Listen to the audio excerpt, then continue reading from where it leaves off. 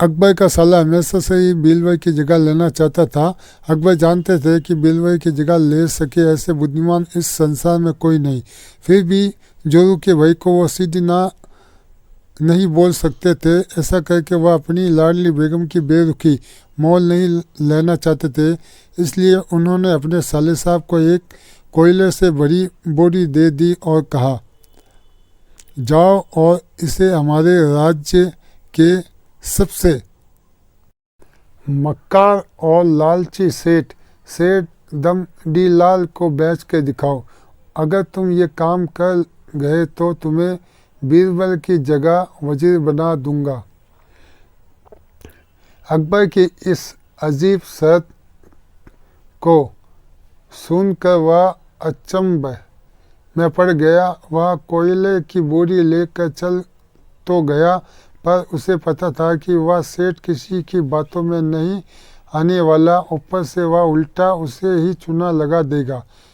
हुआ वह ये, सेठ दमडीलाल ने कोयले की बोरी के बदले एक ठेला भी देने से इनकार कर दिया। साला अपना मुंह सा लेकर वापस लौट आया और अपनी हार स्वीकार कर ली। अब अकबर ने वही काम बीरबल को करने को कहा। बीरबल कुछ सोचा और फिर बोला कि सेठ दमडीलाल जैसे मक्कार और लालची सेठ को ये कोयले की बोरी क्या, मैं सिर्फ कोयले का एक टुकड़ा ही 10,000 रुपये में बेच आऊँगा। ये बोलकर वह तुरंत वहाँ से रवाना हो गया। सबसे पहले उसने एक दर्जी के पास जाकर एक मखमली कुर्ता सिलवाया, हीरा मोती वाली मलाई गले में डाली, महंगी जूती पहनी और कोयले को बारीक सुरमे जैसा पिसवा लिया। फिर उसने पिसे कोयले को एक सुरमे की छोटी चमकदार डिब्बी में भर लिया। इसके बाद बीरबल ने अपना भेष बदल लिया और एक मेहमान घर में रुक गया। इख्तियार दे दिया कि बगदाद से बड़े शेख आए हैं जो करिश्मा सुरमा बेचते हैं, जिसे आंखों में लगाने से मरे हुए पूर्वज दिख जाते हैं, और यदि उन्होंने कहीं कोई धन गाड़ा है तो उसका पता बताते हैं। ये बात शहर में आग की तरह फैली। सेठ दमडीलाल को भी ये बात पता चली। उसने सोचा जरूर उसके पूर्वज ने कहीं न कहीं धन गाड़ा होगा।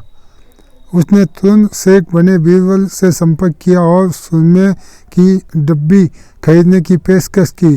शेख ने डिब्बी के 20,000 रुपये मांगे और मोल भाव करते करते 10,000 में बात तय हुई। पर सेठ भी होशियार था। उसने कहा, मैं अभी तुरंत ये सुरमा लगाऊंगा और अगर मुझे मेरे पूर्वज नहीं दिखे तो मैं पैसे वापस ले लूँगा।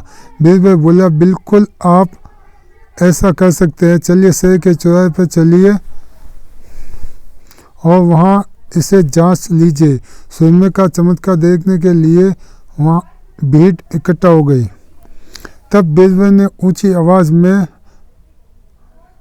कहा, ये सेठ अभी ये चमत्कारी सुरमा लगाएंगे और अगर ये उन्हीं की औलाद है जिन्हें अपने माँ बाप समझते हैं तो इन्हें उनके पूर्वज दिखाई देंगे और गड़े धन के बारे में बताएंगे। लेकिन अगर आपके माँ बाप में से किसी ने भी बेईमानी की होगी और आप उनकी असल औलाद नहीं होंगे तो आपको कुछ भी नहीं दिखेगा। और ऐसा कहते ही बीरबल ने सेठ की आंखों में सुरमा लगा दिया। फिर क्या था, सिर खुजाते हुए सेठ ने आंखें खोली। अब दिखना तो कुछ था नहीं, पर सेठ करे भी तो क्या करे। अपनी इज्जत बेचने के लिए सेठ ने 10,000 बीरबल के हाथ थमा दिए और मुंह फुलाता हुआ आगे बढ़ गया। बीरबल फौरन अकबर के पास पहुंचा और रुपये थमाते हुए सारी कहानी सुना दी। अकबर का साला बिना कुछ कहा अपने घर लौट गया और अकबर बीरबल एक दूसरे को दुख देख कर मन मुस्कुराने लगे। इस किस्से के बाद फिर कभी अकबर साले ने बीरबल का स्थान नहीं मांगा।